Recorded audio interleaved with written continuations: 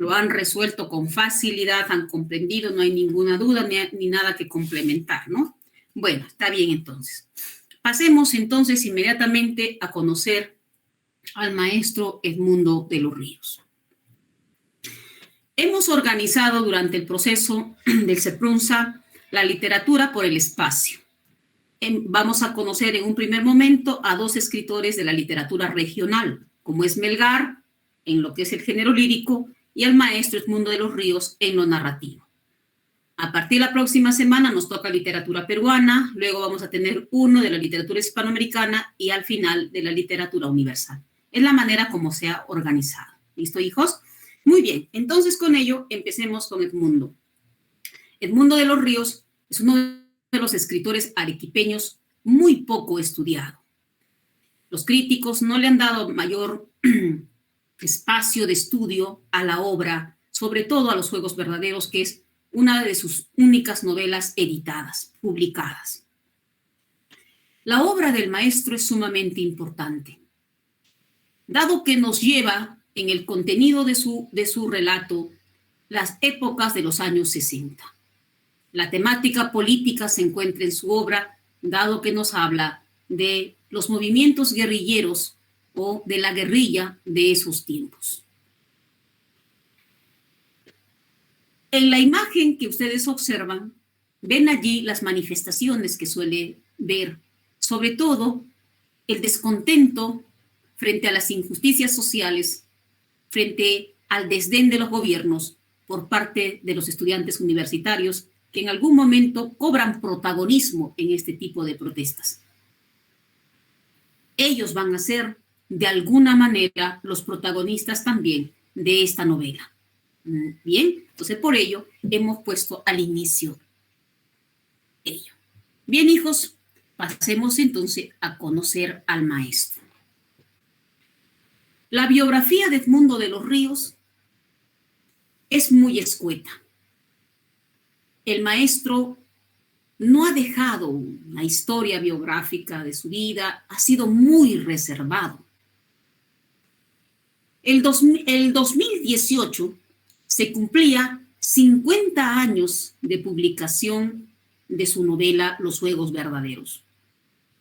Nuestra Casa Agustina le rindió un homenaje, la Escuela de Literatura, y a ese homenaje la invitó, era pues el plato fuerte de la ceremonia, la esposa del maestro Edmundo, la señora Teresina Muñoz Nájar. Todos los escritores nos fuimos a ese evento con la esperanza de escuchar alguito más de la vida de Edmundo de los Ríos. Pero cuando la señora empezó a contarnos y hablarnos, nos agradeció la difusión de la obra de su esposo y nos pidió que lo recordemos como hasta ahora pues, lo sabíamos, lo poco que sabíamos, ¿no? Agradeció y raudamente salió, no pudimos ni abordarla para preguntarle algo, ¿no? Y nos quedamos prácticamente con lo que teníamos, con lo poco que teníamos. Vamos a contar su historia a través de dos anécdotas. Una, dada por su sobrino, que también lo conoció por casualidad, y otra, por su amigo, el periodista Guillermo Niño de Guzmán. Cuenta su sobrino, que también es poeta, una mañana se fue a buscar libros a la biblioteca municipal que queda en Álvarez Tomás y prestarse libros. De pronto allí, mientras buscaba los libros, vio en una esquina aplastado este libro, la primera edición en el Perú de Los Juegos Verdaderos. Estaba aplastado por unos enormes tomos de álgebra. Y como que le dio penita al joven y lo rescató al librito, ¿no? Le llamó curioso el apellido del autor. Era el mismo de él. Caray, se apellida igual que yo, ¿no? Pero también le llamó del asombro el título, ¿no? Los Juegos Verdaderos. Así que se lo llevó, se lo prestó. Lo leía y mientras leía va viendo de que aparentemente el escritor era arequipeño, dado que se encuentra una serie de parajes arequipeños, espacios, relatos, etc. Y también le interesó la temática de la obra. como que le interesó conocer al autor. Y una mañana le comenta a su familia, a su madre, el abuelo, que estaban tomando el desayuno, le dice: mamá, estoy leyendo este libro, me encantaría conocerlo al autor, ¿no? Porque habla de Arequipa, hay una historia interesante, dice. Bueno, lo curioso, madre, es que tiene nuestro apellido, le dice. ¿Qué? ¿Cómo se llama?, le dice. Edmundo de los Ríos. La señora suelta una sonrisa, una carcajada, y le dice: pero si es tu tío. El joven: ¿qué? ¿Es mi tío? Pero ¿cómo así, mamá? A ver, cuéntame, ¿dónde está mi tío? Y todo lo demás, ¿no? Entonces la madre le dice: bueno, yo no te puedo decir nada porque hace tiempo que no lo vemos. El que puede decirte algo es tu abuelo, ¿no? El abuelo, antes que el nieto le pregunte, le dice: a mí no me preguntes nada de ese loco. Esa fue la respuesta, allí quedó. Pero ¿por qué dijo el abuelo: no me preguntes nada de loco? El maestro Edmundo había tomado la decisión de salirse de su casa desde muy joven. Terminó la secundaria, casi terminaría la secundaria, y salió a vivir solo. Suele pasar, hijos, ¿no? Que cuando ya llegan a los 15, 16, 17, 18 años, queremos ser independientes. Nos sentimos fuertes, y decimos: no, ya quiero mi depa, así que me voy, ¿no? Ya no voy a lavar platos, ni tampoco voy a ir a comprar pan, porque a veces se molestan de lo que mandan los papás, ¿no? Así que ya quiero vivir independiente. Agarran sus chivitas, su mochila y se va. A algunos le va como a Edmundo. Viven, pues, salen adelante solos y viven así, ¿no? Otros no les va bien en la vida y regresan. Bueno, así es, pues. Así es la vida, ¿no, hijos? Bueno, el maestro vivía solo. ¿Y por qué lo loco, maestra? ¿Por la locura de retirarse de la casa? No. Es que él tenía el pelo largo. Tenía su bolsón, esos grandes, sus pantalones bota ancha, sus chaplas. Era pues un amor y paz. Era un vanguardista, un rebelde, un joven rebelde, ¿no? Que usualmente pues las personas conservadoras les suelen decir: pues son locos, ¿no? Se está teniendo el pelo largo, ¿no? ¿Qué pasa, no? Así era pues el abuelo conservador, lo consideraba así al maestro, y el maestro tenía ese aspecto, ¿no? Bueno, cualquiera puede tomar la decisión de tener el pelo largo, no hay problema, ¿no? O pintárselo, utilizar ropas anchas, ¿no? Pertenecer a esos grupos un tanto excéntricos, no hay problema, ¿no? Es cuestión de los jóvenes. Bien, es así que el maestro se había ido a vivir a un cuartito en Vallecito. Este espacio, Vallecito, las laderas del río Chili, el Señor de la Caña, toda esa parte de Humacoyo, toda esa parte va a ser el espacio de la vida infantil del guerrillero en la novela Los Juegos Verdaderos. A esta casita o a este cuartito en Vallecito va a llegar su amigo Guillermo Niño de Guzmán, quien nos va a contar la siguiente anécdota. Cuando llegó, dice, a visitarlo, vio que el cuarto, la habitación, estaba forrado prácticamente en las paredes de libros. El maestro era un gran lector. Tenía una serie de objetos de colección, antigüedades, le gustaba coleccionar. Cerca a la puerta, en una especie de baguetita o anaquel, estaba una calaverita, que él decía que era de un familiar joven, que lo tenía para cuidar la casa. Solía ver antiguamente esas creencias en Arequipa, ¿no? Se quedaban con la calaverita de un jovencito, ya sea familiar, vecino, primo, cuñado.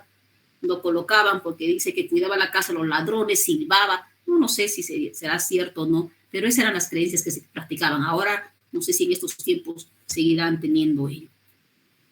Además, dice, en el escritorio vio una enorme llave plastificada, que era su reliquia prácticamente del mundo.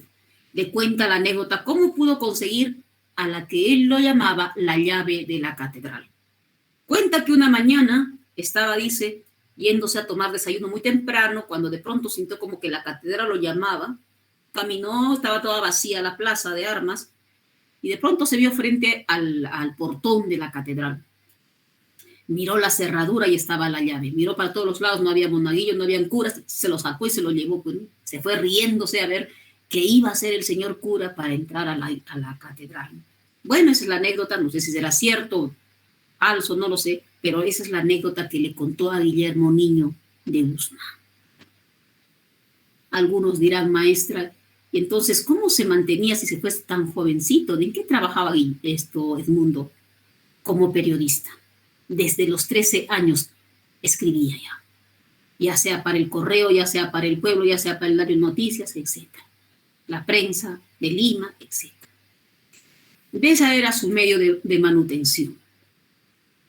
Bien, se enamora. Se enamora de la señora Teresina Muñoz Nájar. El apellido le sonará. Es un apellido muy relevante en Arequipa. Es de una familia pudiente, recuerden.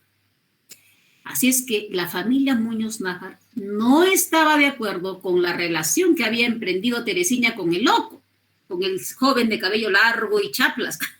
No estaba de acuerdo, pues ¿cómo está con él? No, tú eres de una familia pudiente. Pero lo bueno de esa época es que Teresina ya había nacido en un tiempo en que la mujer ya tenía derechos, ya había luchado por nuestra libertad, ¿no? Y todavía continuamos, ¿no? Pero ya en ese momento había la capacidad de decidir. No como en el tiempo de Melgar, que a María de los Santos Corrales le obligaron prácticamente a casarse con otro y no con Melgar, ¿verdad? Entonces ahí ya no podía decir nada porque la familia pues era la que mandaba, los matrimonios eran arreglados, ¿no? Así que Teresina tomó sus propias decisiones. A la familia no le gustó, claro, pero ¿acaso van a vivir con ustedes? No, yo voy a vivir con mi esposo, así que se casa con Edmundo y se van a vivir a Lima. Para ese momento, Edmundo ya había escrito algunos poemas. Dice que empieza con lírica primero en su carrera literaria, ¿no? Luego algunos fragmentos de cuentos. Ya estando en Lima, allí emprenderá la escritura de los Juegos Verdaderos. En ese tiempo en Lima, escucha de que en el Centro de Escritores Mexicanos estaba ofreciendo una beca de estudios literarios. Se presenta esta beca y logra, ganar la beca. Es así que Edmundo va a viajar a México. Tendrá como mentores, como maestros, al gran Juan Rulfo, Augusto Monterrosa y Francisco Monterde. Estos grandes maestros, ¿quién no quisiera, no? Qué suerte tuvo Edmundo de los Ríos, porque tener esta clase de maestros es, pues, conocer toda la vanguardia de la literatura contemporánea, ¿no? Esta obra literaria muestra de ello eso, de ese aprendizaje, de esa creatividad que tuvo el maestro y también, obviamente, la mentoría de estos grandes maestros. Bien, estando ya en México, termina de escribir Los Juegos Verdaderos y lo presentará al concurso de Casa de las Américas de Cuba, 1968. No obtiene los primeros premios, pero sí una mención honrosa. Y tener una mención honrosa en un importante concurso como es este, a la edad de 23 años que termina de escribirlo, pues no es cualquier cosa, ¿verdad? Así que vuelve a México y en México les comenta a sus mentores y es Juan Rulfo quien califica la novela del maestro diciendo, claro, tu novela inicia la literatura de la revolución en Latinoamérica. Y es con esa calificación del maestro Juan Rulfo que se publica la primera edición de Los Juegos Verdaderos en México. El maestro se queda entre 6 a 7 años a vivir allá. Se desconoce el qué hizo, qué no hizo, se desconoce, no se sabe. Lo que sabemos es cuando vuelve al Perú. Sigue ejerciendo la carrera del periodismo, trabajará en el diario Correo en Lima, en la Crónica de Lima y también en la revista Caretas. El maestro creyó que los Juegos Verdaderos iba a tener la misma importancia que le dieron en el extranjero. Lo presentó a una serie de editoriales para publicar, todas le cerraron la puerta. Se presentó a una serie de concursos, no ganaba. Y eso le llevó a la frustración, porque habiendo sido galardonado, admirado en el extranjero, Aquí su obra era despreciada prácticamente. Le llevó a la desesperación, a la frustración, pero siguió escribiendo. Cuenta su amigo Guillermo que una tarde se había tomado y había terminado de escribir una nueva novela y que se subió al último piso de la revista Caretas y lo rompió en 1000 pedazos. No se sabe exactamente de qué era la novela, ¿no? Su frustración lo llevó a ese momento de catarsis existencial. Muy joven había recibido el galardón, ¿verdad? La admiración de grandes maestros, y que el Perú le cierre las puertas, pues lo llevaría a ese estado. ¿Y por qué le cerrarían las puertas, hijos? Es que la temática política ha sido una especie de tabú en el Perú. Acá no puede haber debates ideológicos, dado que si tú tienes, por ejemplo, una postura socialista, marxista, leninista, liberalista, bueno, no sé, trotskista, estalinista, no lo sé, ya empiezan a mirar mal. Si uno empieza a hablar de historia, ya es roja o es rojo, es terrorista. Hay ese tipo de tabús, ¿no? Estamos en un pueblo en el que las ideologías políticas se han desechado y ahora se habla solamente de politiquería absurda. No hay ideología política, ¿no? Entonces, quizás por ello, pues las editoras, en vez de pelearse con el Estado y con la política, con los poderosos, dijeron, ¿qué vamos a hacer? Publicar la obra del mundo, ¿no? Es polémico, así que no. Le cerraron las puertas. Escribe su segunda novela, Los locos caballos colorados. Hace poco, antes que empiece la pandemia, lo iba a publicar Surnumérica, no sé si lo habrá publicado. No tengo conocimiento, pero espero que en este año, si no lo ha hecho, lo haga, ¿no? Esa novela, el año 1972, obtiene el segundo premio en el concurso de novela José María Arguedas. Luego escribirá El mutilado ecuestre, que son 3 las únicas novelas, producción, que nos ha dejado el maestro Edmundo de los Ríos. El mutilado ecuestre todavía está inédito en manuscrito. Esperemos que también pronto se publique. ¿Qué pasó con su relación? ¿Tuvo hijos? ¿No tuvo hijos? No tuvo hijos. Se separó de Teresina, pero se separaron como amigos, no se divorciaron. Él se quedó viviendo en su casa de Chaclacayo, en Lima. Ella se vino para Arequipa. El año 2008 fallece el maestro Edmundo de los Ríos y Teresina, que le tenía mucho cariño y respeto a su esposo, lo trajo a Arequipa. Está enterrado en el cementerio Jardines de la Paz, donde si alguno lo quiere visitar, puede hacerlo. Vamos a colocar la obra del maestro en el contexto histórico. Dado que los juegos verdaderos tiene la temática política, el inicio de los movimientos guerrilleros en el Perú, es necesario conocer en el mundo qué pasaba en ese momento, qué pasaba en Latinoamérica y qué pasaba en el Perú. El acontecimiento importante en el mundo en ese instante era la derrota de Estados Unidos. ¿Y por quiénes? ¿Quiénes lo derrotaron al grande imperialista, al todopoderoso imperio norteamericano? Lo derrotaba una pequeña isla llamada Cuba, liderado por 2 íconos de la época, Fidel Castro y el Che Guevara. Este acontecimiento, el triunfo de la revolución de Fidel Castro de 1959, es sin duda el factor catalizador que impulsó el contagio de insurrección en América Latina. El lograr la independencia política y económica a través de la lucha armada en las décadas de los 60 y 70. No solamente motivó que se levantara las guerrillas en el Perú, sino también en Argentina, Bolivia, Colombia, Ecuador, México, Venezuela, etc. ¿Y por qué? ¿Qué hizo que se admirara al Che y a Fidel?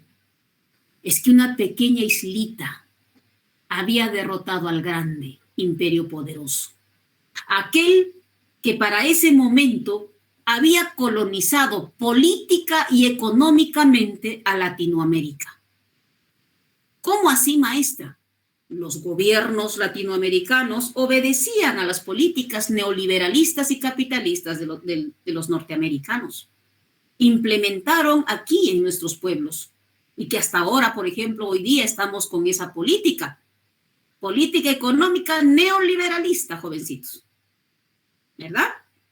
El mercado tiene el favor y el pueblo tiene que esperar. Así es que los gobiernos de ese momento gobernaban a espaldas del pueblo y en favor del capital. Por tanto, entonces, estos pueblos tenían una parecida realidad a la isla, a Cuba. Y si ellos pudieron liberarse de los norteamericanos, pueblo pequeño, liderados por estos íconos, se convirtieron en el motivador. Así que los pueblos latinoamericanos, principalmente enrolando en las filas de las guerrillas a los jóvenes universitarios, dijeron, nosotros también podemos también nosotros, ¿no? Es por ello que la lucha armada en América Latina surge como una estrategia vinculada a la propagación del socialismo y las guerras de liberación nacional, cuyo origen se arraiga en la desigualdad e injusticia social.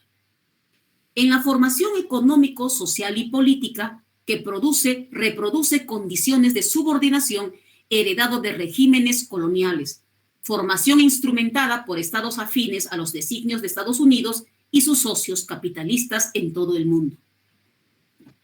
La fuerza del imaginario en el espíritu de la época que predispuso a los jóvenes y luchadores sociales a transformar su mundo por la vía revolucionaria.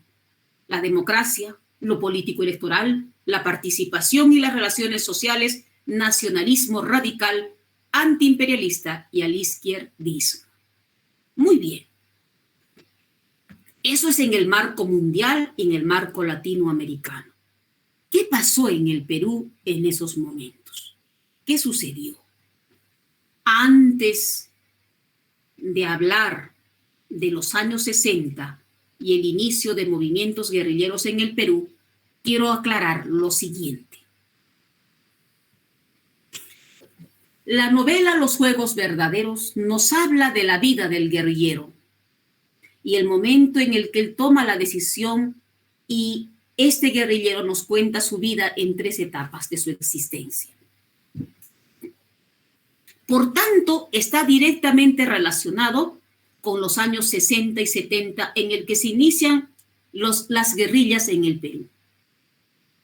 No vamos a tener ninguna relación con los años 80, los movimientos políticos llamados movimientos terroristas como Sendero Luminoso y el MRTA. No vamos a tratar de ellos porque no tienen esos momentos ni esos movimientos ninguna relación con los juegos verdaderos.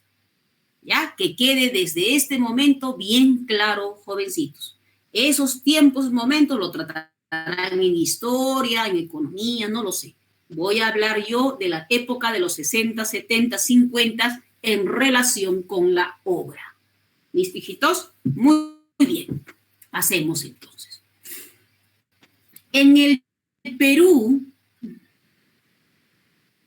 de aquellos años, 40, 50, se sucedían una serie de gobiernos. El Perú, después de iniciar su etapa republicana, cambió de nombre, pero no cambió de quienes dirigían el destino de nuestra nación. El destino de nuestra nación siempre ha estado en manos de la oligarquía, de la gente de poder económico, de los famosos criollos, burgueses, hacendados o militares, ¿verdad? Siempre ha estado allí. Cuando inicia la República, no se le hace reivindicación al pueblo andino, a las mayorías. No se le hace reivindicación. Los campesinos, ahora llamados los indios, ahora llamados campesinos, continúan al servicio de los hacendados. El Estado no los ve, son los invisibles. Los hacendados pagan lo que quieren a los campesinos, los mantienen prácticamente dependientes al 100% de ellos. El campesinado pasa prácticamente un momento de crisis económica. Están en la completa miseria. Entonces el campesinado, porque dice que no hay mal que dure 100 años, ni cuerpo que lo resista, el campesinado empieza a alzarse, empieza a pedirles a los candidatos a la presidencia que tienen que hacer reformas radicales. Hay el pedido de la reforma agraria, con el lema "la tierra es para quien lo trabaja". Hay el pedido del derecho a la educación gratuita. Hay el pedido a la salud, a la mejora de los salarios en el ámbito laboral. Entonces los candidatos van hacia los pueblos para pedir el voto. Sí, les dicen, no, sí, vamos a hacer la reforma agraria, vamos a darles educación, salud, voten por mí, ya, como hasta ahora lo hacen. Se vota por ellos, pero al llegar al gobierno se olvidan de todas las promesas. Por tanto, esas reformas que está pidiendo el pueblo se andaban postergando. Lo que va a producir, jovencitos, el descontento del pueblo. Por ejemplo, el levantamiento social que hubo en los años 58 a 62, el levantamiento del pueblo de Rancas, Cerro de Pasco. ¿Qué pasó? ¿Por qué se levantaron los campesinos del pueblo de Rancas? Las empresas norteamericanas e inglesas venían a invertir al Perú para explotar los asentamientos mineros o los yacimientos mineros, pero sin hacer caso a la Constitución. No pedían licencia social a los pueblos cercanos a la explotación. ¿Qué hicieron en ese momento? La empresa norteamericana Copper Corporation le expropió a los campesinos las tierras de la Sierra Central. Esto provocó el levantamiento de ellos, liderados por uno de los líderes sociales que hasta hoy está creo en México, Hugo Blanco. Al protestar y pedir que se proteja sus tierras al Estado, la empresa minera dijo, bueno, ¿por qué estos indios patarrajada me van a venir a sacar aquí? Si el Estado me ha dado permiso, así que le pide al Estado, y ya pues ayúdame, ¿no? Repele a estos indios. Entonces el Estado presto a ayudar al inversionista, ¿no? Al capital, pues, ¿no? Manda a las fuerzas del orden y se suscita un genocidio prácticamente. Los matan a los campesinos, los hacen escapar, los meten presos. Y se termina la revuelta, pues, con la opresión, con la coerción. Y la empresa continúa, pues, allí explotando, ¿no? Porque para ese momento, y creo que hasta ahora, pues bueno, esperemos que Castillo cambie, ¿no? Está cambiando, porque están dando oído un poco allí a los de las mineras, ¿no? Que hace poco creo que estaban en problemas. Bueno, es así que los campesinos quedaron en esa misma realidad, sin nadie que defienda sus derechos. Y la situación era insostenible. El campesinado no podía quedarse en sus lugares, porque también son personas como nosotros que quieren que sus hijos estudien, salir adelante, tener una mejor calidad de vida. Así que se empezó a los años 50 la migración masiva hacia la capital. Esa migración masiva en la capital trajo consigo una serie de desigualdades sociales, injusticias sociales y pobreza extrema. Pero también en ese entorno hubo familias que salieron adelante a base de esfuerzo y sacrificio. Sus hijos poblarían las universidades públicas como la San Marcos, la Molina, la UNI, etc. ¿Verdad? Esa era la realidad. En el ámbito político, ¿qué ideologías políticas se daban en ese momento? El Partido Aprista Peruano estaba como partido socialista de izquierda.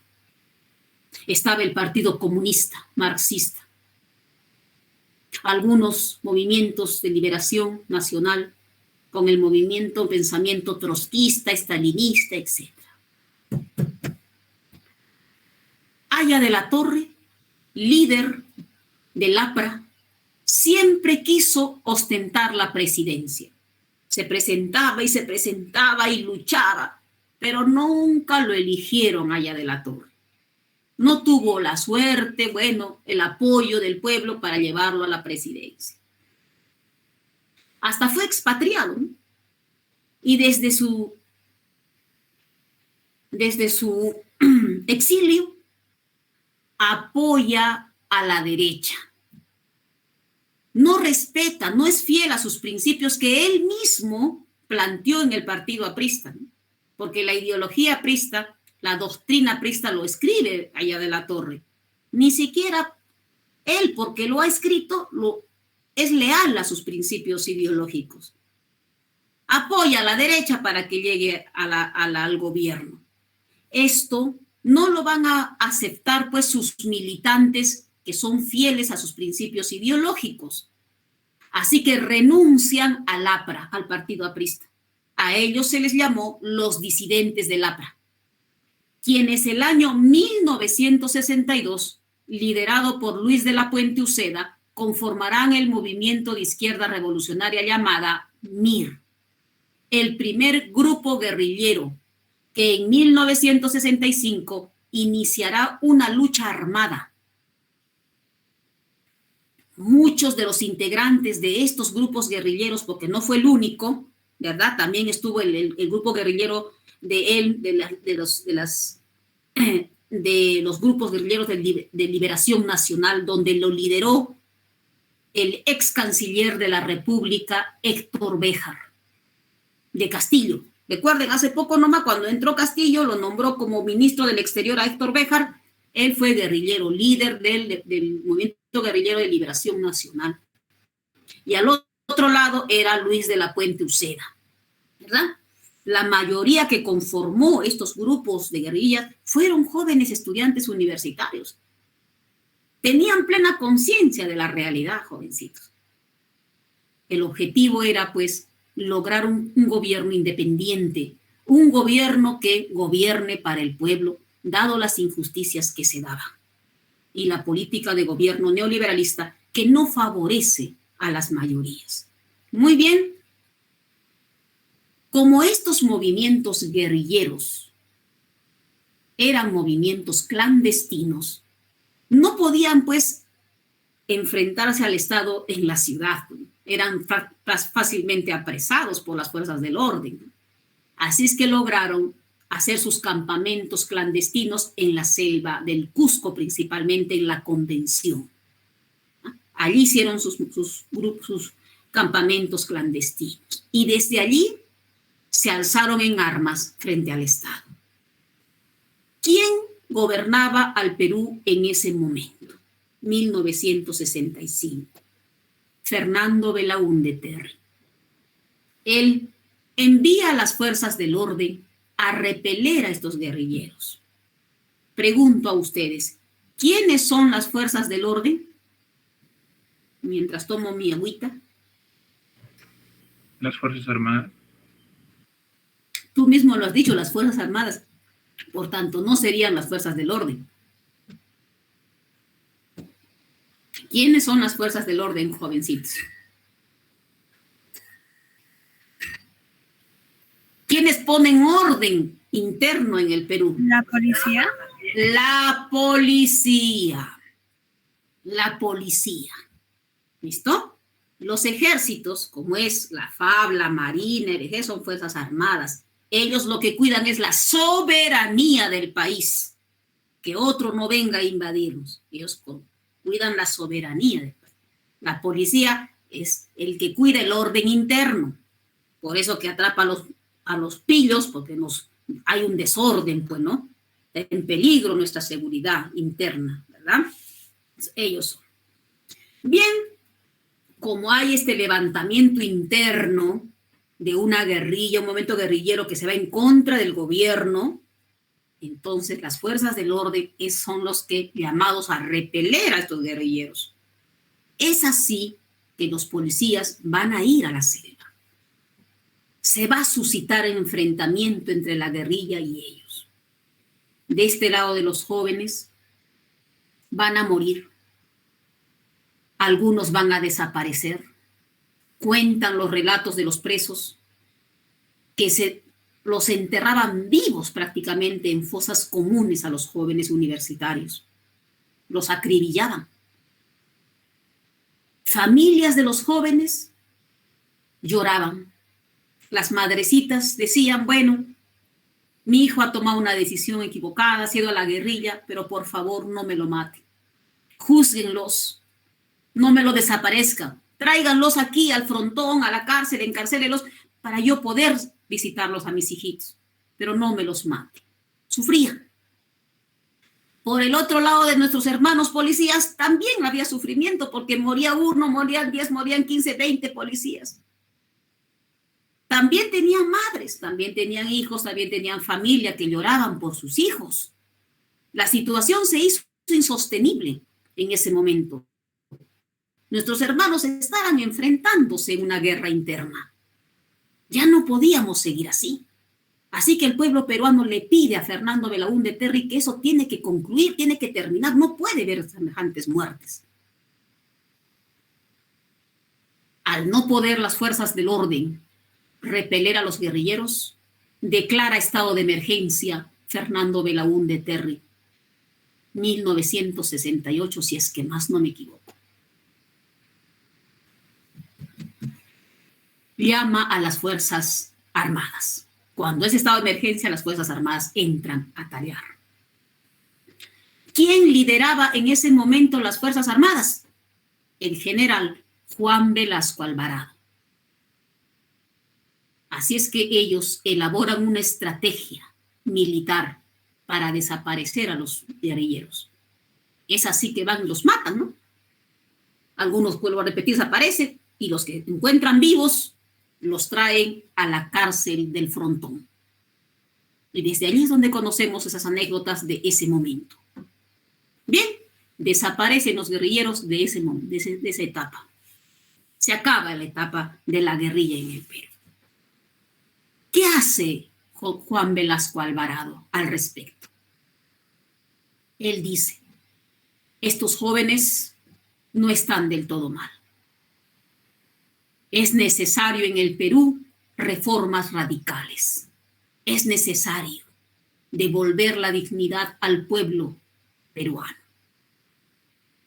Es así que Juan Velasco Alvarado le hace un golpe de Estado a Fernando Belaúnde Terry y asume la presidencia de la República. Y es allí, como conocen, hijos, implementa la reforma agraria, lo que tanto pedía el campesinado, la reforma de la educación, y así distintas reformas. La reforma agraria, según los gamonales, los latifundistas, los de la gente de poder, fue un completo fracaso y fue lo peor que hizo este gobierno, fue el peor gobierno del Perú, dice. Pero la historia habla con mayor amplitud y con documentos. Juan Velasco Alvarado es uno de los presidentes, uno de los mejores presidentes que ha tenido el país. Pero si maestra la reforma agraria, ¿cómo que le quitaron a los ricos sus tierras y luego fracasaron? ¿Y cómo que va a ser uno de los más importantes? Es cierto que la reforma agraria no fue un éxito económicamente. Se les expropió las tierras a los latifundistas, se les entregó a los campesinos. Se creó el famoso Banco Agrario que les prestó dinero para que ellos producieran. Y muy pocos de ellos continuaron con el trabajo agrícola. Pero muchos de ellos agarraron el dinero, se compraron su propia casita, hicieron su casa, dieron estudios a sus hijos, mejoraron su calidad de vida y no continuaron con el agro. Así que económicamente fracasó. No se les capacitó para el cooperativismo, etc. Se falló en ello. Pero la reforma agraria, jovencitos, tiene una valía superior que no se puede monetizar con dinero, soles, porque la dignidad del ser humano es su máximo valor, que no tiene precio, economía, dinero. No, tiene una mayor valía. Juan Velasco Alvarado, con la reforma agraria, le devolvió la dignidad al pueblo andino, al campesinado. Para ese momento el campesino que ganaba el jornal, el varón 2 soles, la mujer 1 sol, y al hijo no se le pagaba. Con esos salarios ínfimos, ¿qué calidad de vida podía tener? Vivían en la miseria. Algunos no tenían ni una casita para poder vivir, ni una tierrecita. Entonces eso aprovechaban los gamonales. Les decían, no tienes nada, perfecto, yo te doy esta casita, este galponcito, ahí vives, pero me sirves. Ustedes en el agro y tu mujer y tus hijas en la casa, al servicio, ¿verdad? Entonces el campesino se ponía a dependencia al 100% del gamonal. Si el gamonal le decía, a las 4 de la mañana, 5 vas a regar, ya, pero son tus campos pues muy amplios, dile al otro campesino también que me ayude. No, ¿qué te va a ayudar? Que te ayude tu hijo. Pero si mi hijito tiene que ir a estudiar, tiene que ir al colegio 7 de la mañana. ¿Qué? ¿Al colegio? No, a trabajar.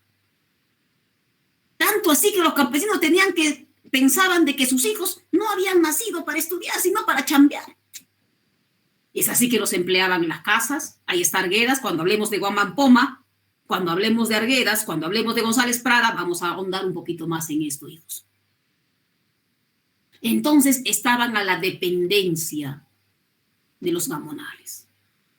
Cuando se le dio esto que dio Juan Velasco Alvarado, la reforma agraria, les dio la independencia económica, les devolvió la dignidad a los campesinos. Ya no dirían, sí papacito, sí patroncito. Ya no. Y vamos a ver en González Prada qué importante, jovencitos, es recuperar la dignidad. Que todavía en estos tiempos, en estos minutos o espacios o años en el que estamos ahora, cuando el presidente Castillo ha entrado a la presidencia de la República, le espera una labor álgida para lograr recuperar la dignidad y hacerse respetar. El poder económico lo está avasallando y lo va a poner en contra al pueblo hacia él si logra ese avasallamiento. Que el balón de gas esté 56 soles, hijos, dice mucho de ese poder económico. No es por culpa del presidente Castillo. No es el poder económico que nos está haciendo sentir su poder y nos va a vuelvo a decirles, nos va a poner en contra del presidente. Y esperemos que el presidente tenga las agallas de resistir estos 5 años. Esperemos, porque los tiempos son inciertos, ¿verdad? Entonces, jovencitos, ese es el marco en el que el maestro Edmundo de los Ríos escribe su novela Los Juegos Verdaderos. En el marco cultural, en los años 50 hay nuevos espacios de la literatura, nueva temática. Nace la generación del 50. Hasta antes de la generación del 50, la literatura se realizaba en espacios provincianos. Lo rural, la provincia, Arguedas, Apurímac, Ayacucho, Valdelomar, Pisco, Cerro de Pasco, Huánuco, Albújar, Sierra Norte, Ciro Alegría, etc. Los años 50, esos espacios se trasladan a la ciudad, a la urbe, y nace la corriente literaria realismo urbano o neorrealismo. La ciudad se convierte prácticamente en la materia prima para los nuevos escritores. En ese marco también va a nacer en Latinoamérica, va a irrumpir un ramillete de jóvenes narradores llamado el boom de la literatura latinoamericana. El ambiente literario en el entorno social de 1950, en una sociedad socavada por las migraciones continuas y la pobreza, cambia su temática indigenista imperante en los años anteriores y fija sus 5 sentidos en la ciudad, pero no en toda ella, sino en un solo estrato, el marginado, el que vive en las barriadas y que construye sus casas de esteras en los cerros adyacentes de la ciudad, y a duras penas sobrevive el provinciano traído por la corriente migratoria. En estos marginados y sus problemas encuentran los nuevos narradores una fuente de experiencia y crean una nueva forma de ficción, una nueva corriente literaria llamada realismo urbano o neorealismo.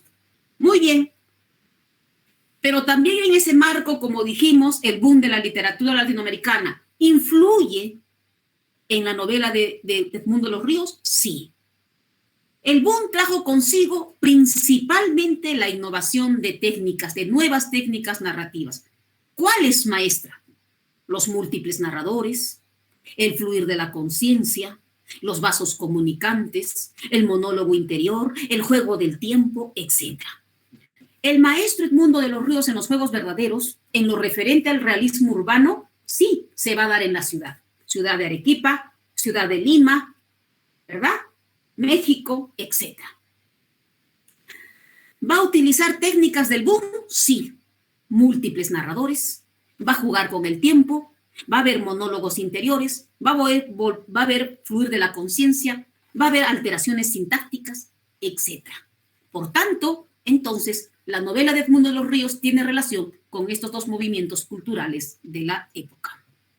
El realismo urbano lo vamos a tratar también con el maestro Julio Ramón Ribeiro, y ahí vamos a ahondar un poquito más, y con el maestro Vargas Llosa.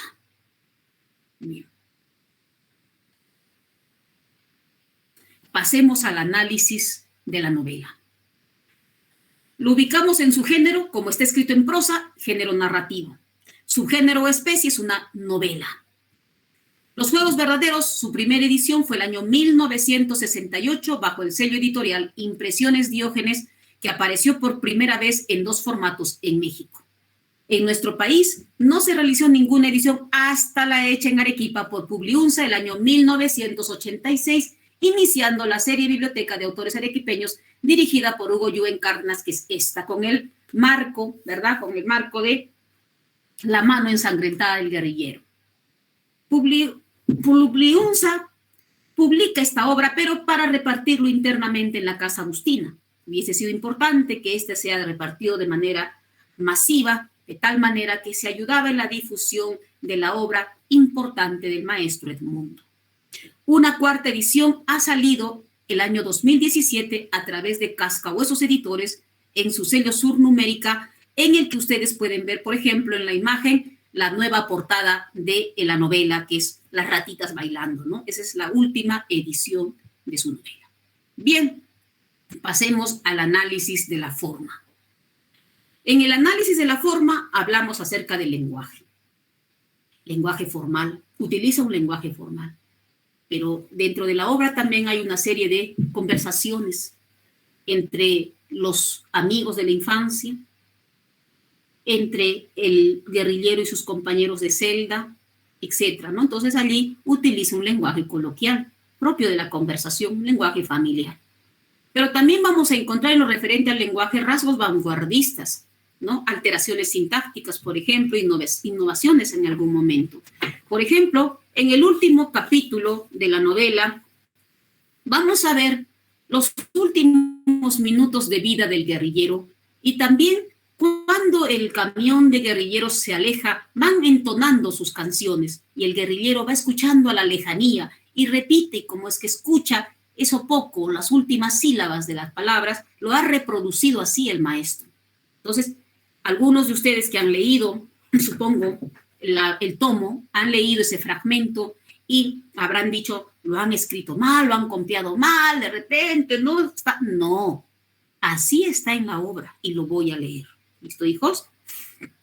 Dice, las voces se alargan interminables en el aire frío, Somos los la mañana se abre más arriba de las copas de los guerrilleros.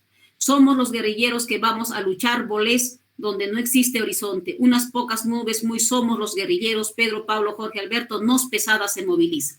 ¿Verdad? No se entiende prácticamente cómo guerrilleros, cómo nos pesadas se movilizan. ¿Verdad? Entonces, están mostrándonos a través de esa forma de escribir los últimos segundos de vida que tiene el guerrillero y lo poco que puede escuchar de el canto de los guerrilleros que se alejan. Bien. La estructura. Ay, me duelen los oídos. Voy a tomar un poquito de agua porque ahorita me desmayo también yo, hijos. Es que vengo desde las 7 de la mañana, es un poquito pesado, no físicamente, intelectualmente, no tengo que recordar todo y decirlo nuevamente y nuevamente y utilizar palabras, es como que un poquito que me aturdo. Gracias por el minutito cedido. Bien, pasemos con su estructura. La obra está agrupada en dos partes, ¿listo? Extensas. Estas partes, a la vez, están divididas en breves capítulos, 46 capítulos breves, ¿listo? Y un epílogo.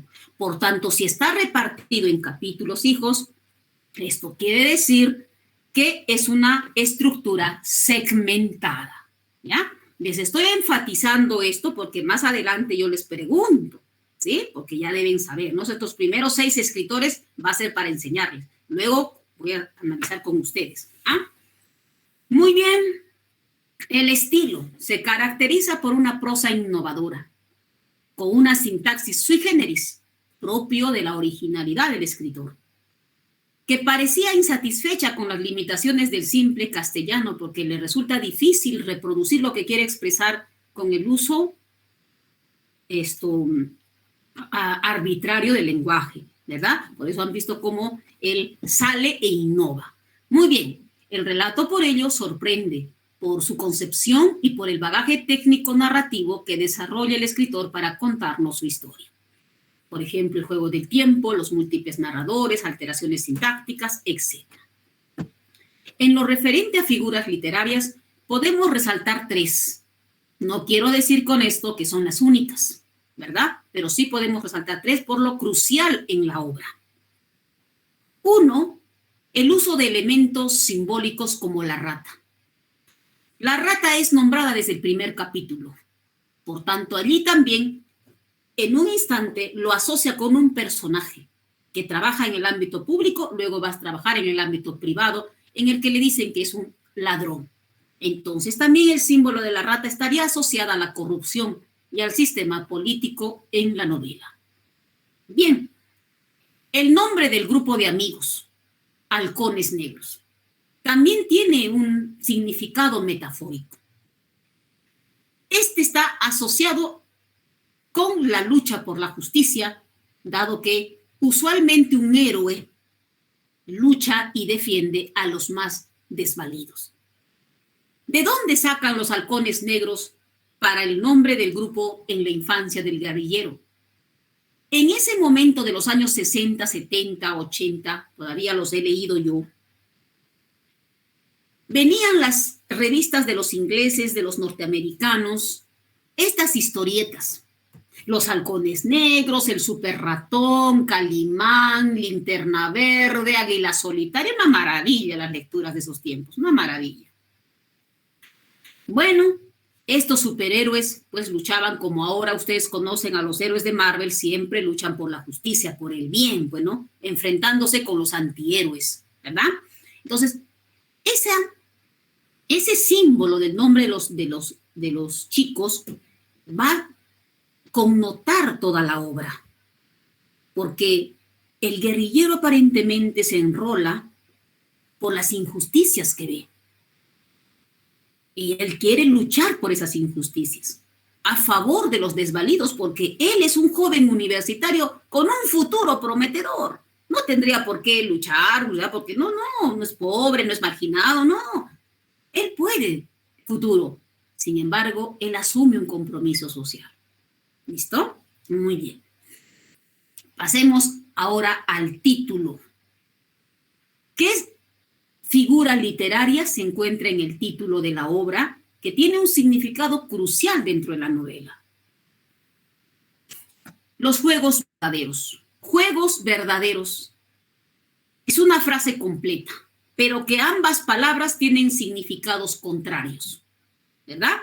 Juegos alude a lo falaz, a la mentira, y verdadero, su mismo nombre ya nos lleva a la verdad, su significado. Entonces ahí son dos significados contrarios, pero que ambos unidos, haciendo la figura oxímoron, formarán un tercer significado.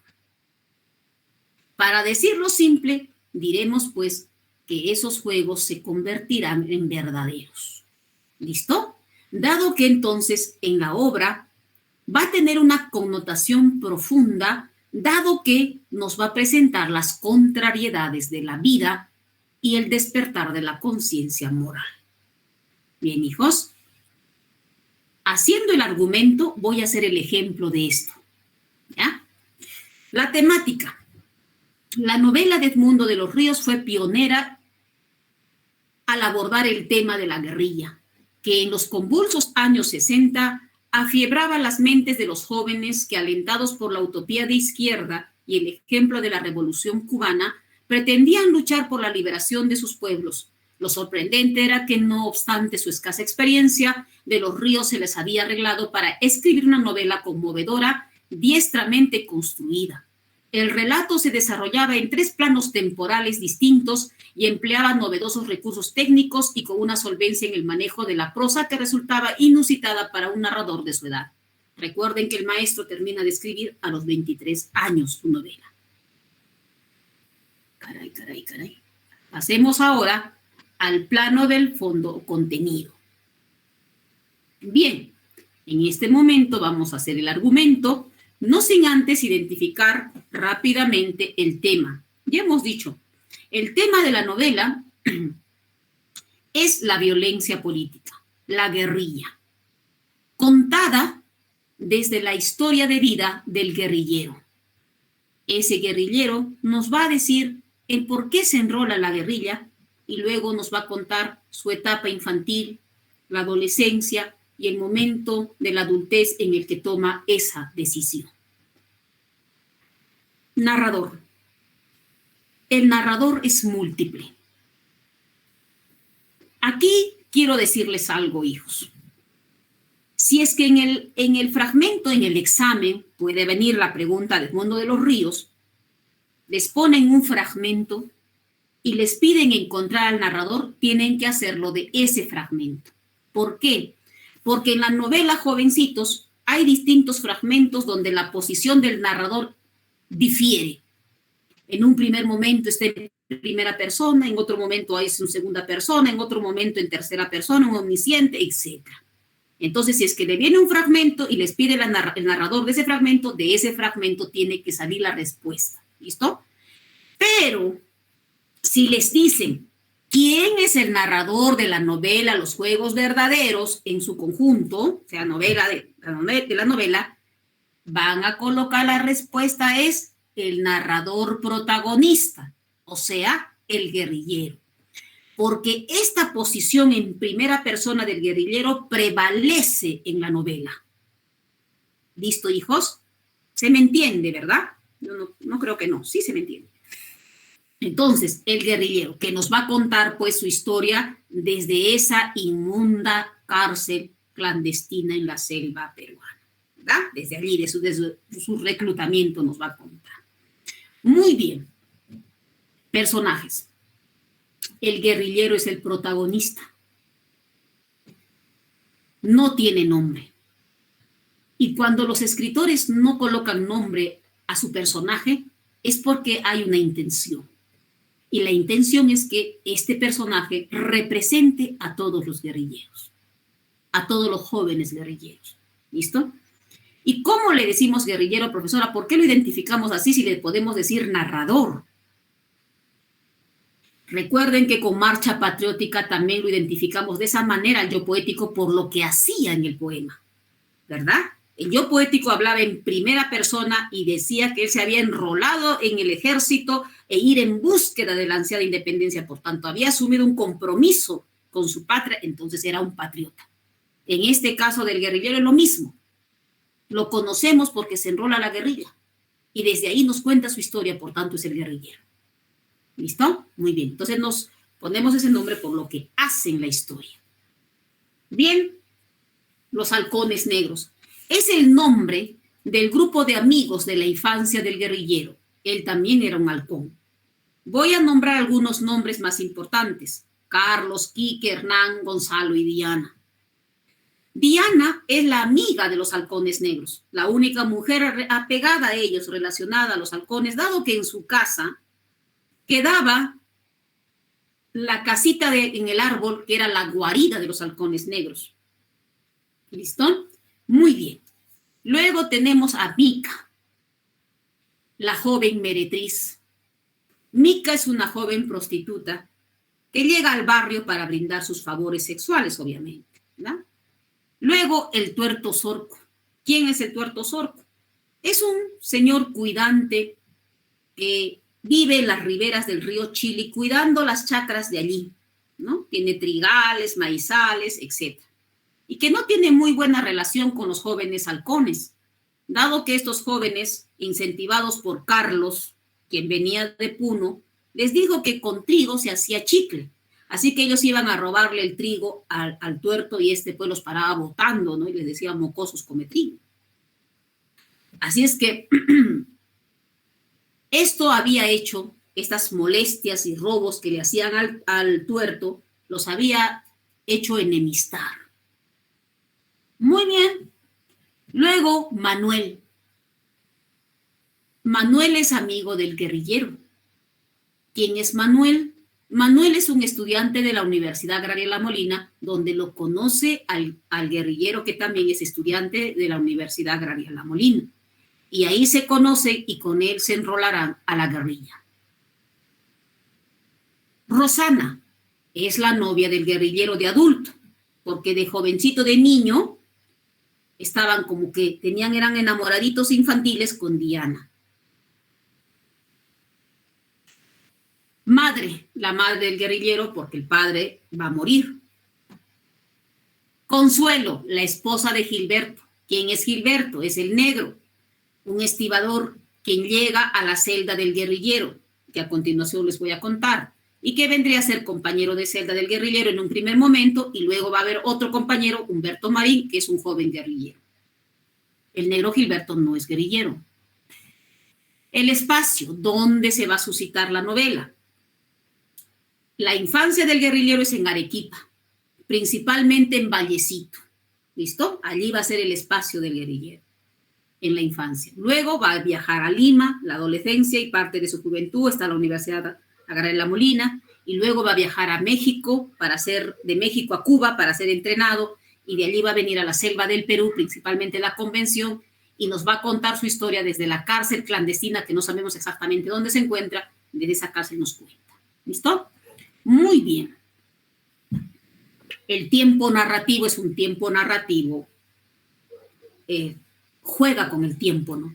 En un momento se va al futuro, en otro momento retrocede al pasado, en otro momento canta el presente, en otro momento hay un monólogo interior, etc. Hay juego del tiempo. Muy bien.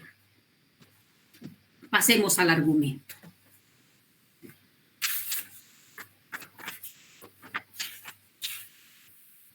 Mientras se estiran un poquito también y respiran un ratito y también como que nervito, ¿ya? Ahora sí, pasemos al primer capítulo del relato. Voy a leer el fragmento inicial del primer capítulo de la novela y les voy a preguntar lo siguiente. ¿En qué posición se encuentra el narrador? ¿Y qué nos está diciendo? ¿Listo? Muy bien. Leo. Las ratas están ahora en el techo. Escucho sus pequeñas patas de rata. Suaves, golpean el suelo levemente pero con velocidad. Corren de un lado a otro, se lanzan en línea recta, en diagonal. Las patas se mueven de aquí para allá, deben dejar huellas pequeñas par tras par en el polvo almacenado en el contratecho. Sus ojos brillantes, líquidos, cortan la raya luminosa que iniciaron en su carrera. Giran a la derecha, más a la derecha, miran de frente ahora. Las pequeñas patas de felpa golpean el polvo, lo agitan. Los ojos desaparecen, miran, tornan a la izquierda, se movilizan las patas, los traseros de rata, los ojos, las huellas. Semejan un murmullo sordo persistente. Procesión de Viernes Santo en las calles fantasmagóricas del Señor de la Caña. Miro el techo, paro la oreja al techo, van y vienen, dos juntas, otra toma el camino a la derecha, se cruzan en este momento varias en el centro del techo, izquierda, derecha, derecha, izquierda. El ruido crece, reproducido por el silencio. El techo se agiganta, las ratas corren, interrumpen su camino, miran, calculan posibilidades, dudan, consultan, se deciden. Izquierda, derecha, derecha, izquierda. Sospecho que las ratas se han cansado, aunque las ratas nunca se fatigan. Conversarán entonces si es que las ratas conversan. Hay una pausa, mis orejas son radares, nada, silencio, escucho mi corazón golpear fuerte contra las costillas, mis costillas resisten. ¿En qué posición se encuentra el narrador? ¿Y qué nos está diciendo? Primera persona, profesora. Primera persona. Por tanto, ¿qué narrador es?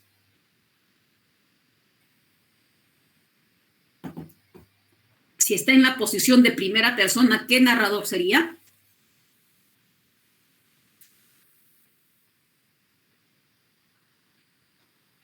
La respuesta de su compañero está bien. Les he preguntado primero qué posición. Perfecto, está en la posición de primera persona. Perfecto, la respuesta está muy bien hasta ahí. Entonces, si está en posición de primera persona, ¿qué narrador sería, hijos? Si tú cuentas tu propia historia, ¿qué narrador eres de tu historia? Protagonista, pues, claro, inmediatamente saco protagonista, profesora, porque yo estoy contando mi historia, soy el protagonista de mi historia. ¿Listo? Entonces, protagonista. Muy bien. ¿Qué está diciendo el narrador en este primer fragmento, en esta introducción? ¿Qué está haciendo? ¿Qué está diciendo este narrador protagonista? A ver, ¿qué nos está presentando?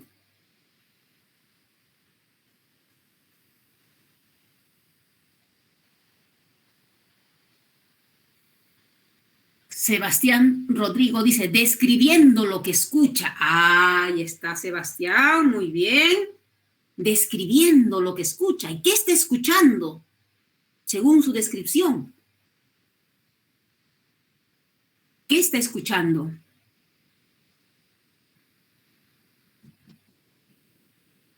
¿Qué escucha? Para mis 70 y 68 alumnos, ¿qué está escuchando? Los movimientos.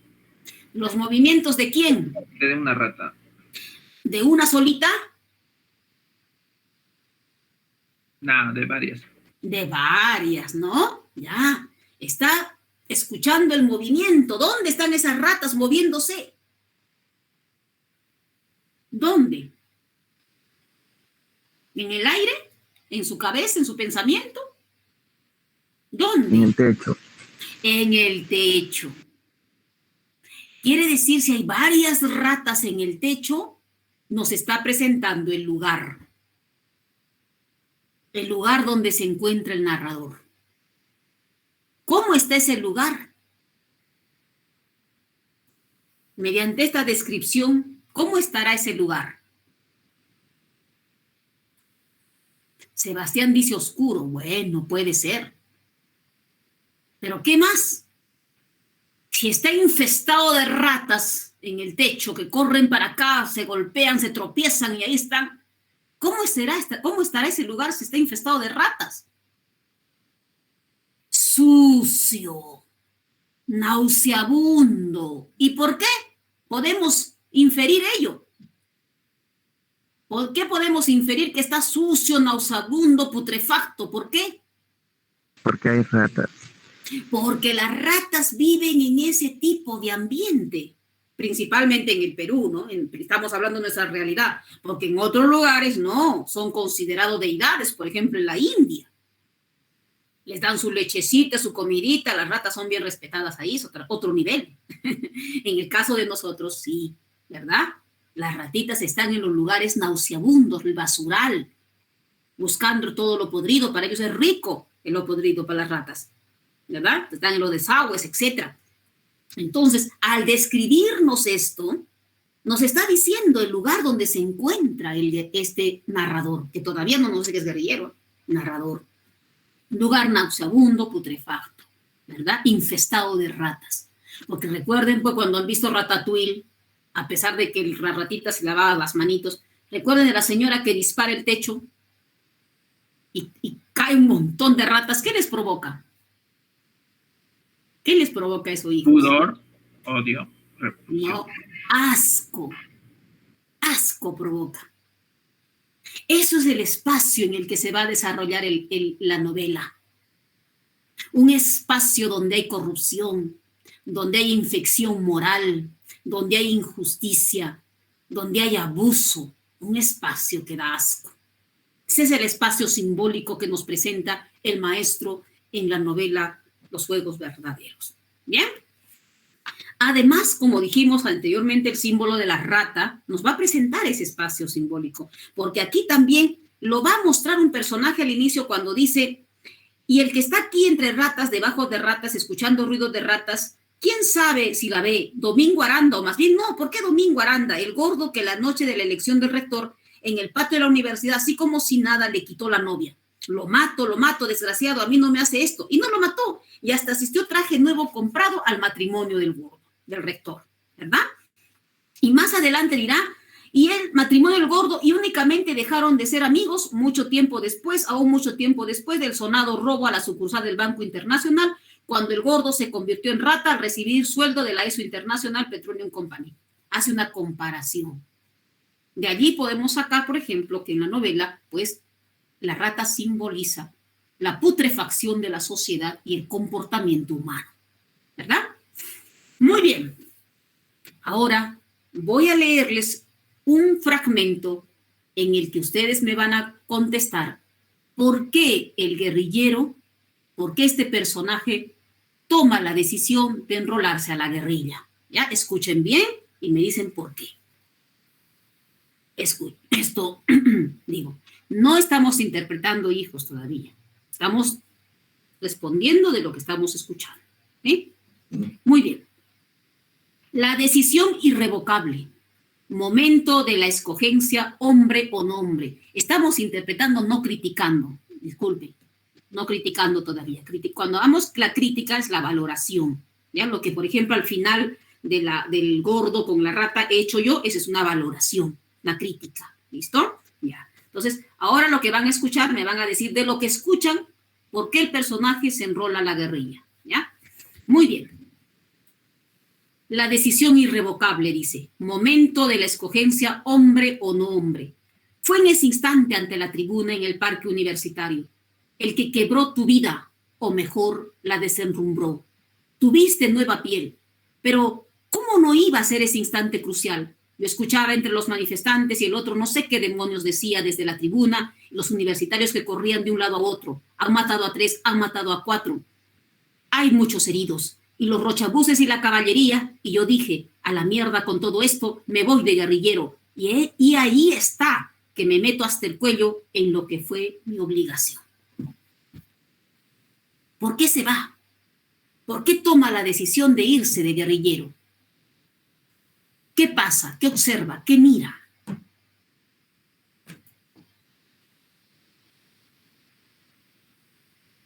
A ver, los escucho. ¿Qué observa? ¿Qué le está pasando al guerrillero en ese momento, al estudiante universitario? ¿Qué le está pasando?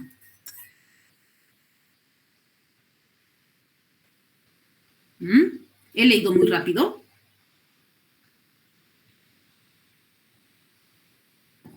¿Por qué siente impotencia, Sebastián? ¿Qué mira? ¿Qué observa? ¿Qué lo lleva a tomar esa decisión? Están muriendo, dice Fernando. ¿Quiénes mueren? Están muriendo como cuando viene la peste y ahí les da una... ¿Mueren? ¿Qué está pasando? ¿Qué está observando el guerrillero en ese momento de estudiante universitario? ¿Qué están observando? Injusticias, dice Juan Daniel.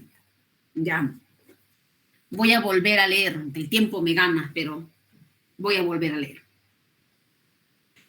Fue en ese instante, ante la tribuna, en el parque universitario, el que quebró tu vida, o mejor la desenrubró. Tuviste nueva piel. ¿Por qué tuvo nueva piel? ¿Por qué desenrumbró? ¿Por qué cambió su vida? Pero ¿cómo no iba a ser ese instante crucial? Dice.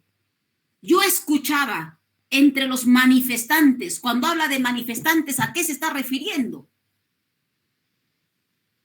¿A quiénes se está refiriendo cuando habla de manifestantes?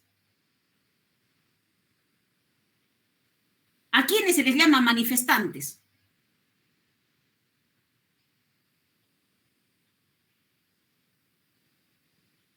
¿Cómo se nota que no han salido a protestar?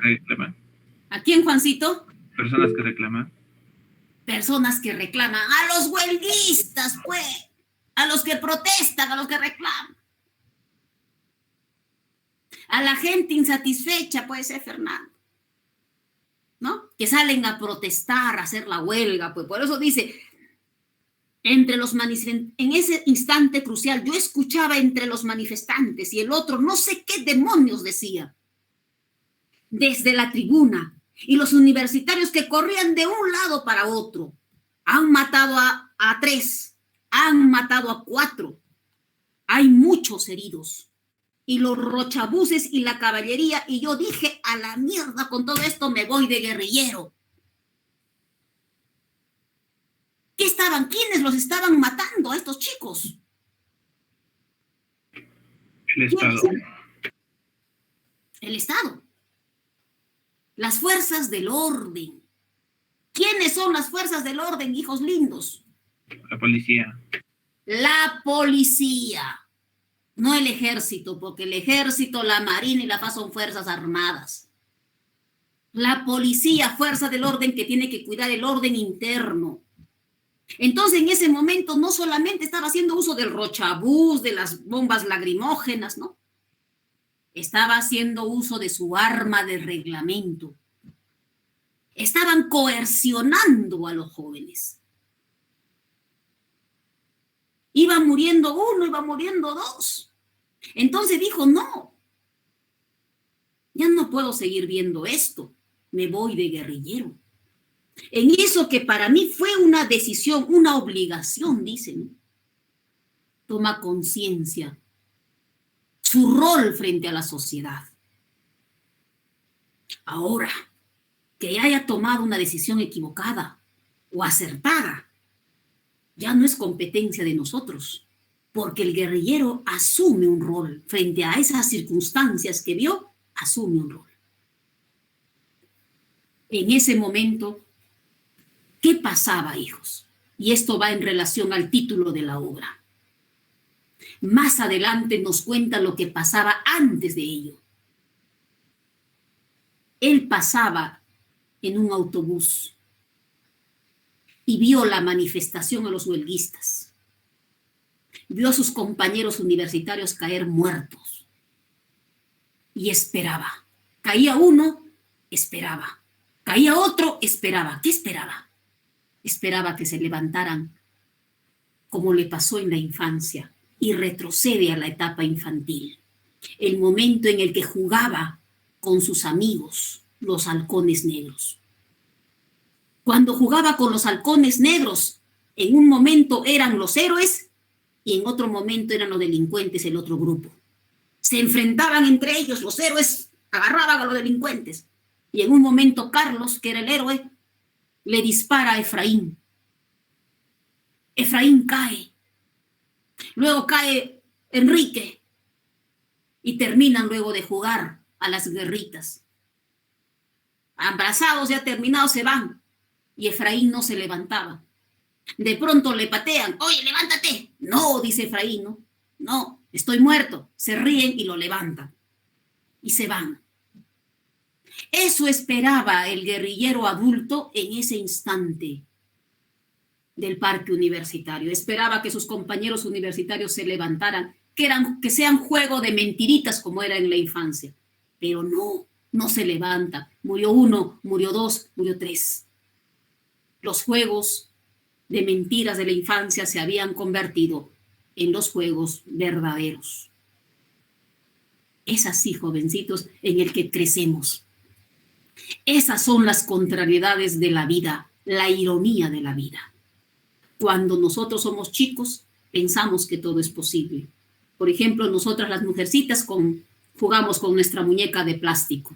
Le vestimos, le cambiamos su pañal, todo las envolvemos, le dejamos en su cuna por 2, 3 meses, 1 año, después para jugar nuevamente. Pero ahora, cuando formen sus hogares, esas muñecas de plástico se habrán convertido en muñecas de carne y hueso. Ya serán juegos verdaderos y no juegos de mentiritas. Asumimos una conciencia plena de la realidad. Y frente a esa conciencia plena de la realidad hay un cambio en nosotros. Asumimos un compromiso, no sé cuál.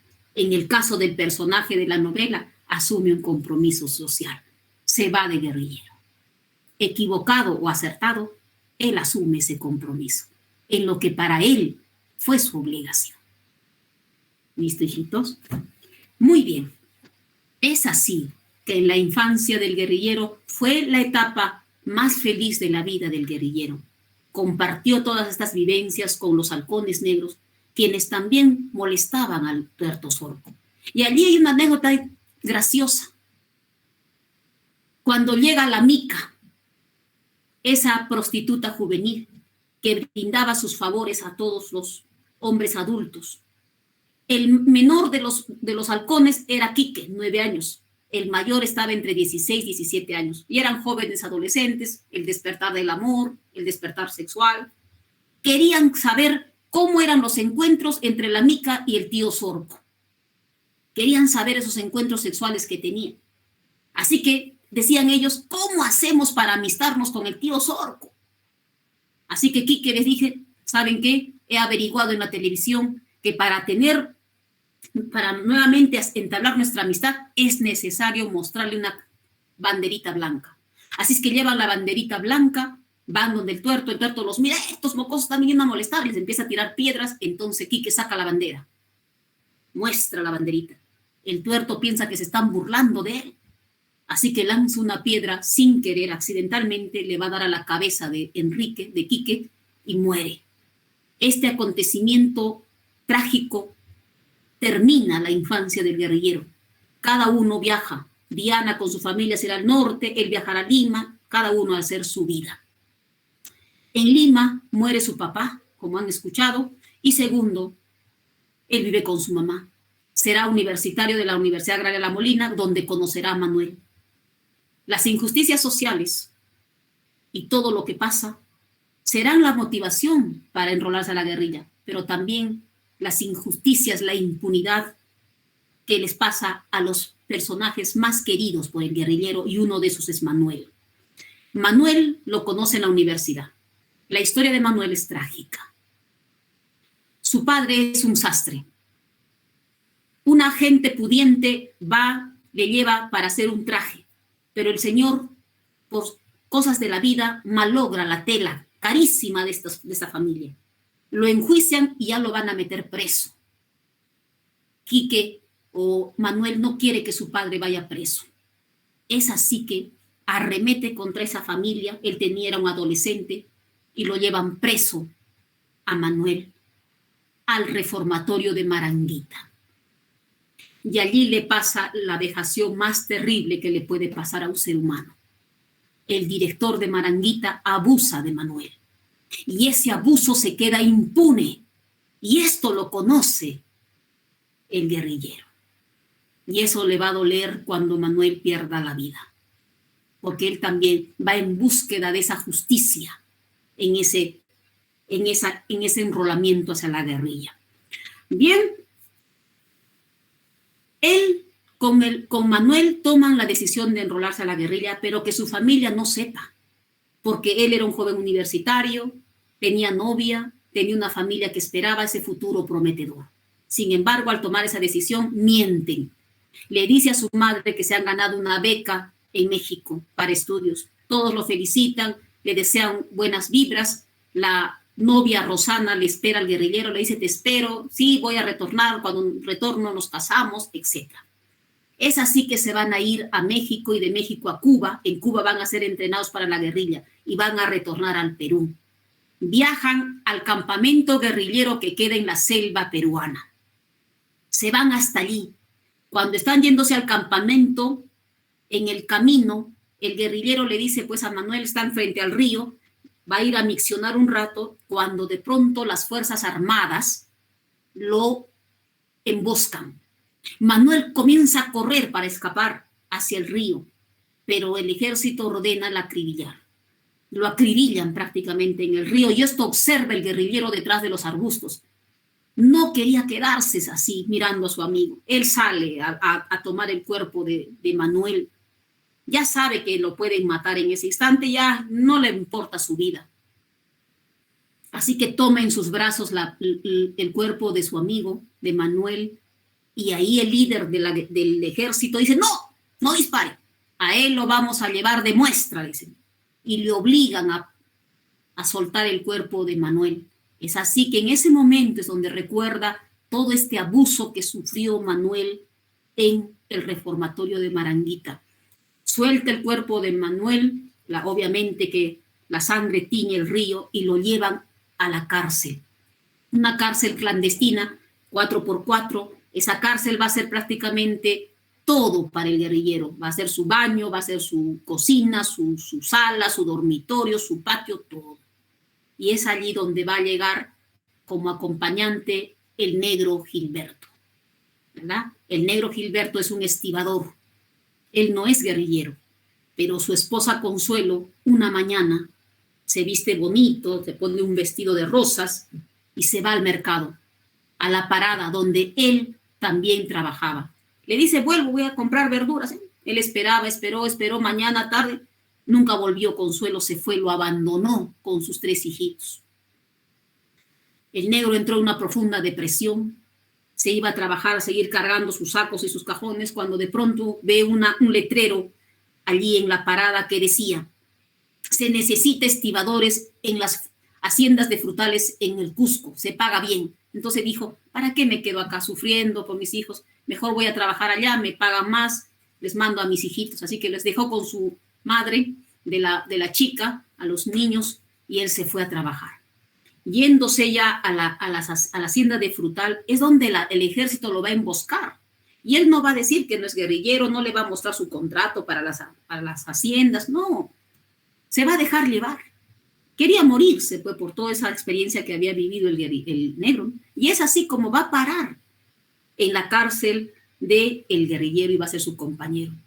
Muy pronto esa cárcel se va a convertir en ese lugar nauseabundo, lleno de piojos, garrapatas, mosquitos, de todo, y ambos van a terminar infectados. En el Cusco o en la selva hay un mosquito que te pica, y cuando te pica te deja prácticamente larvas de gusano. Se hace como una especie de hueco, te infecta. Y la única manera de curarse es el orín.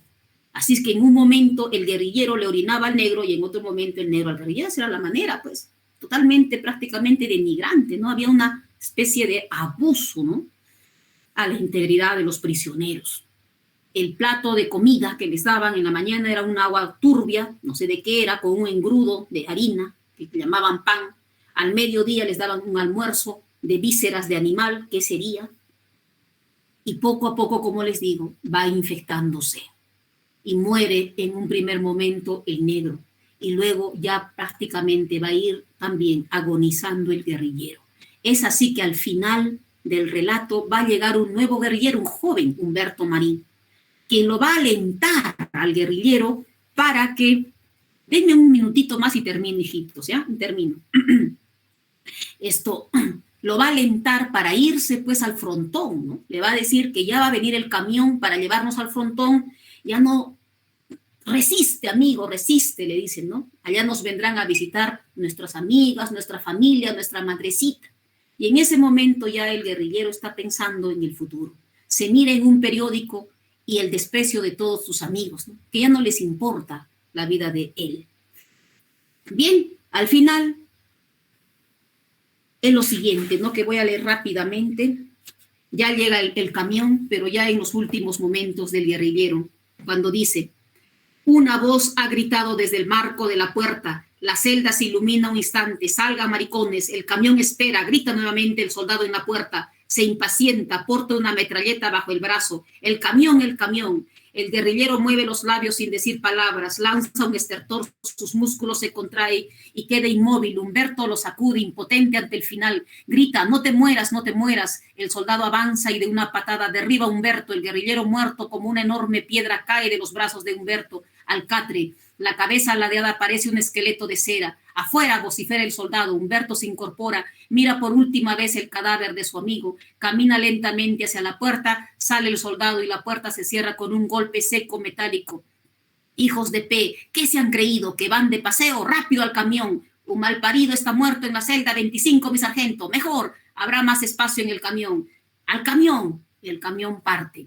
En la celda la oscuridad persiste. Una rata enorme, rata negra, rata de rabo largo como un látigo, salta bruscamente al catre, avanza cautelosa, deteniendo el paso, dudando, calculando posibilidades, olfateando.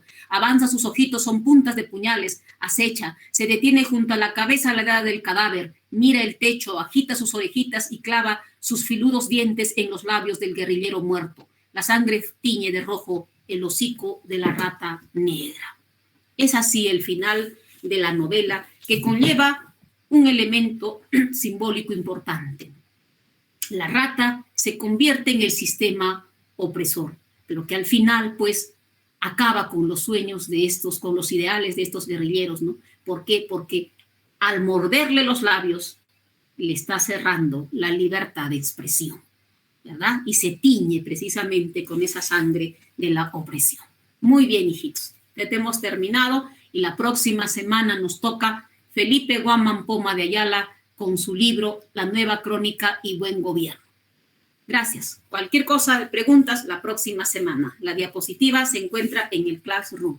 Cuídense mucho. Hasta luego. Hasta luego, Miss. Hasta luego.